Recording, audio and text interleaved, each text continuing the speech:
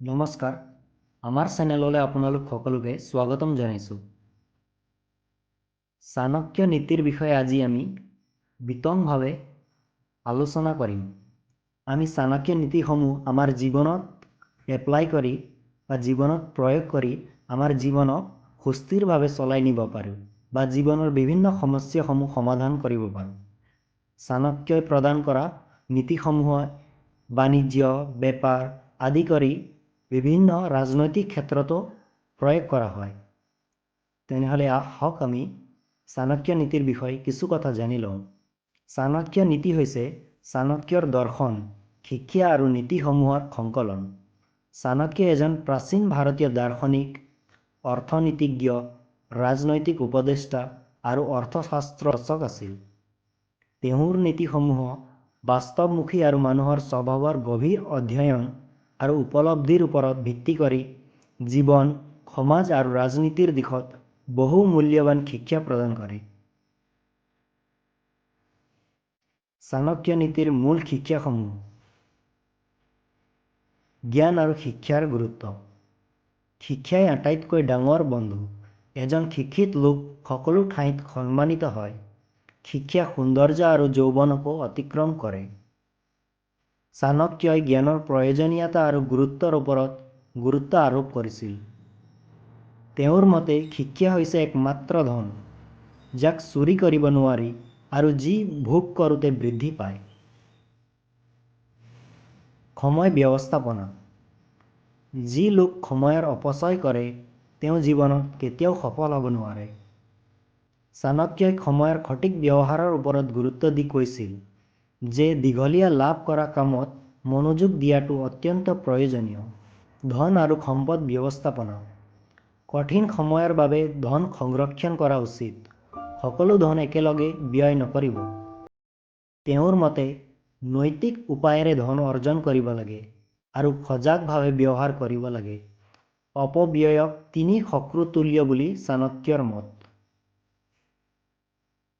সম্পৰ্ক আৰু বিশ্বাস।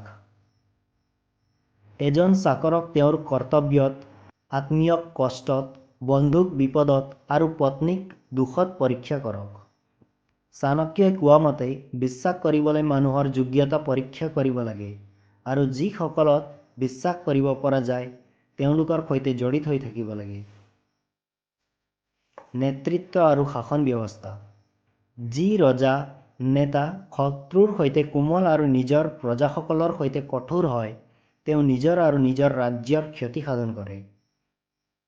এজন ভাল নেতাই ন্যায়প্ৰিয়, শৃংখলাপ্ৰিয় আৰু জনসাধাৰণৰ মংগলৰ বাবে কাম কৰিব লাগে।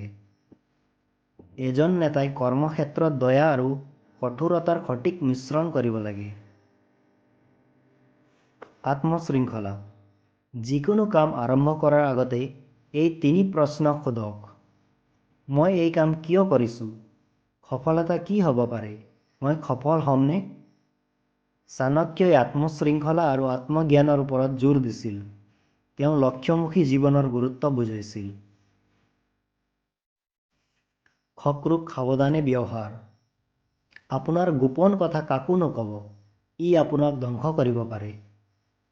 শত্ৰু আৰু প্ৰতিদ্বন্দ্বীৰ সৈতে কেনেকৈ ব্যৱহাৰ কৰিব লাগে তাৰ বাবে চাণক্যৰ পৰামৰ্শ আছিল সজাগ আৰু কৌশলী হ'ব। নিজৰ পৰিকল্পনা গোপনে ৰাখিব আৰু সঠিক সময়ত ব্যৱস্থা ল'ব।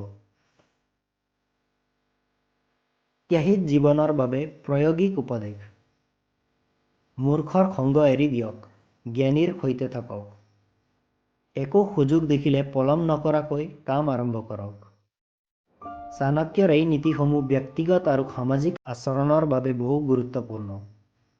তেওঁ সদায় ভাল মানুহৰ সংগত থাকিবলৈ আৰু সুযোগৰ সদ্ব্যৱহাৰ কৰিবলৈ উৎসাহিত কৰিছিল। আধুনিক জীৱনত চাণক্য শিক্ষাৰ গুৰুত্ব।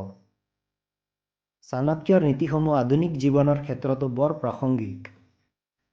ব্যক্তিগত উন্নতি। নিৰন্তৰ শিক্ষাৰ ওপৰত মনোযোগ দিয়ক। কৰ্মজীৱন। কৌশলী, শৃংখলাপ্ৰিয় আৰু আগ্ৰহী হ'ব। আৰ্থিক পৰিচালনা। সজাগেৰে ধন সাঁচি ৰাখক আৰু নৈতিক পথত ব্যৱহাৰ কৰক। সম্পৰ্ক। বিশ্বাসযোগ্য সম্পৰ্ক গঢ়ি তোলক আৰু আপোনাৰ গোপন কথা সাৱধানে ৰাখক। উপসংহাৰ: চাণক্য নীতি সফলতা, স্থিৰতা আৰু সুখৰ পথ দেখুৱায়। ই এক সুশৃংখল আৰু কৌশলী জীৱন ধৰ্ম অনুসৰণৰ বাবে উদ্ধৃত কৰে। ৰাজনীতি, সম্পৰ্ক বা আত্মশৃংখলা: চাণক্যৰ এই নীতিসমূহে জীৱনৰ সকলো ক্ষেত্ৰত অমূল্য দিশ প্ৰদান কৰে।